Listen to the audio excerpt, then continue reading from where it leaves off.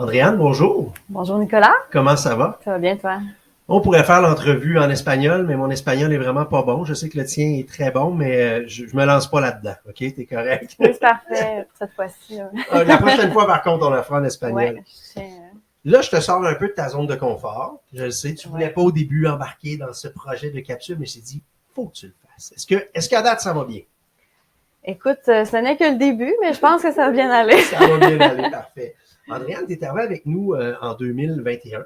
Ouais. Qu'est-ce qui t'a motivé, toi, à devenir, à faire ton cours de courtier immobilier? En fait, ça faisait un bout de temps là, que je me remettais en question. Là, après 7 ans en hôtellerie, j'avais besoin de changement.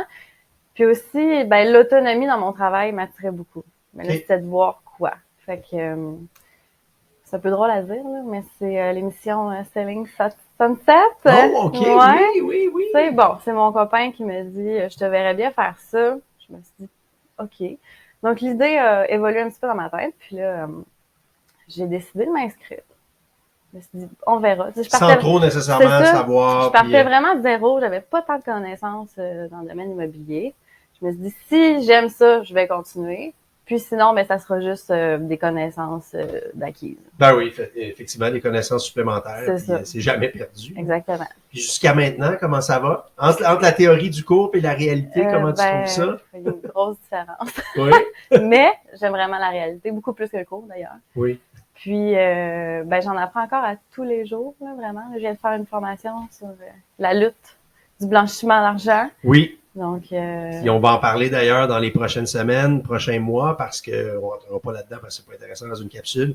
Mais effectivement, que la lutte au blanchiment d'argent, ça fait partie des réalités des courtiers. Souvent, les clients savent pas ça, qu'on fait partie aussi ça fait partie de nos obligations. Mais on en reparlera dans une autre capsule. Tout à fait. Puis, la fille qui était sur le banc d'école, puis la fille qui est là, courtière immobilière, là, ouais. C'est quoi la plus grande différence entre ce que tu vivais dans ton cours puis le choc du terrain?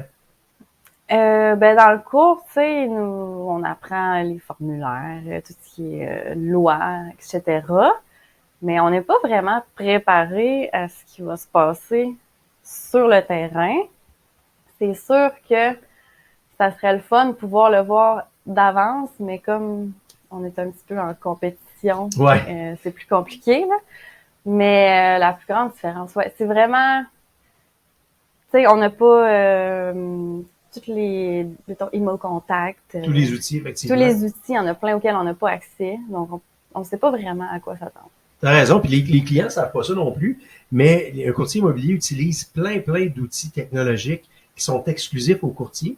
Puis effectivement, un des défis, s'il y a des étudiants en ce moment qui nous regardent, c'est que vous pouvez pas apprendre ces outils-là avant d'être courtier. C'est ça. C'est un enjeu de la profession. Peut-être qu'un jour, ça pourra changer, mais c'est un peu complexe. Mais effectivement, tu as eu à apprendre quand même beaucoup de choses quand tu es arrivé, même si tu avais bien évidemment réussi ton examen de l'OACQ. C'est ça. Donc, il y a encore une formation finalement quasiment d'un mois à avoir là, un coup qu'on est sorti de l'école. Puis quand tu as commencé, tu disais, tu arrives de l'hôtellerie. Puis l'hôtellerie a été frappée durement par la COVID dans les 2 dernières années. Oui.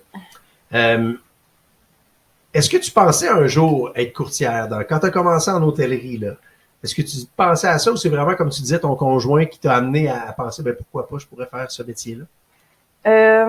Non, quand j'ai commencé dans l'hôtellerie, je pensais pas être courtière un jour. En fait, j'ai toujours été le genre de personne qui ne savait pas trop où elle s'en allait. Ouais, c'est ça, où le vent va te mener. Donc, je me laisse aller par la vie à mesure là, que j'avance finalement. Là.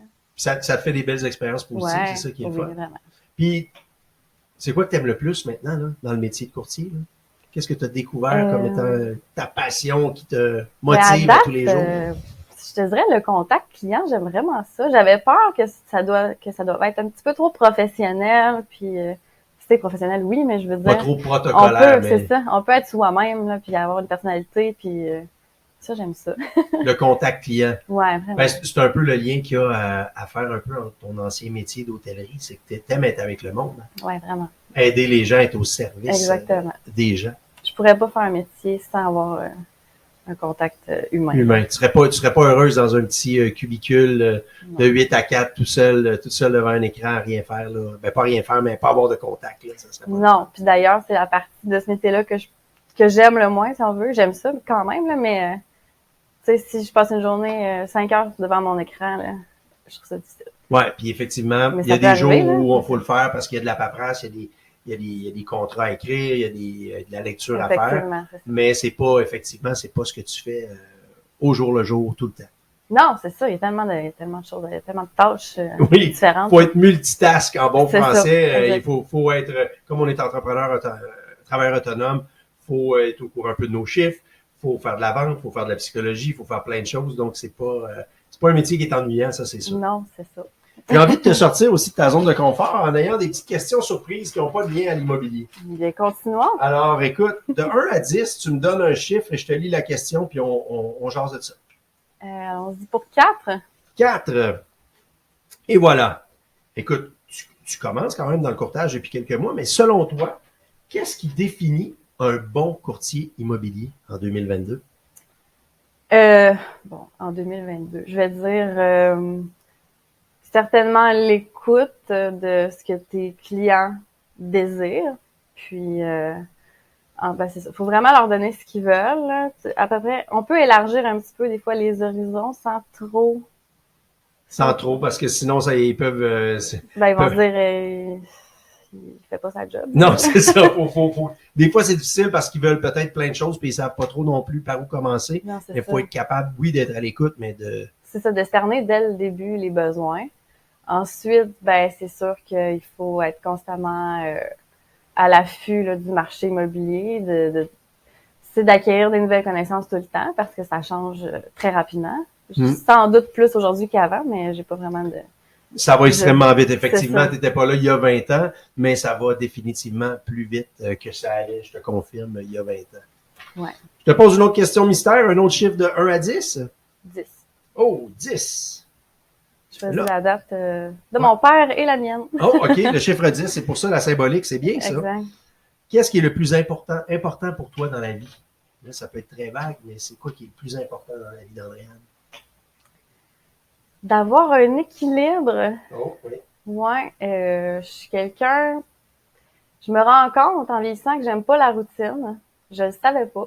OK. Tu sais, je suis vraiment organisée, mais j'aime pas que mes journées soient pareilles. OK. Si toutes mes semaines sont identiques, je trouve ça très lourd mentalement. Ouais. Fait Donc, faut faire en sorte que c'est différent. Ouais, donc c'est ça. Un bel équilibre. Pas travailler trop ni ne rien faire. Tu sais. Ouais, c'est ça. Ouais, c'est une bonne, ça serait le bon mot. Ça serait le bon mot. T'sais, on s'en fait une dernière pour terminer cette première capsule. Un autre chiffre de 1 à 10? 1. 1. Eh bien, si vous aviez à comparer votre métier à un autre métier, ah ouais. Ce serait lequel et pourquoi tu penses à ça? À quoi ça peut ressembler, le métier de courtier immobilier? Ça peut ressembler à plusieurs autres métiers, je pense, là, à différents aspects. C'est quand même un métier de vente à la base. Oui. Donc, ça peut faire penser au métier de vente d'automobile. Sauf qu'on n'est pas... oui, c'est le cliché. Sauf qu'on est peut-être pas autant... On pousse peut-être pas autant que les vendeurs automobiles. Peut-être pas, effectivement, ça dépend. Mais aussi, tu sais, c'est un travail avec un contact client. Donc, tout ce qui est... comme je faisais avant, l'hôtellerie, moi aussi, je devais cerner les besoins de mes clients. Quand ils savent pas trop ce qu'ils veulent, moi, j'étais dans la restauration, là, particulièrement. Oui.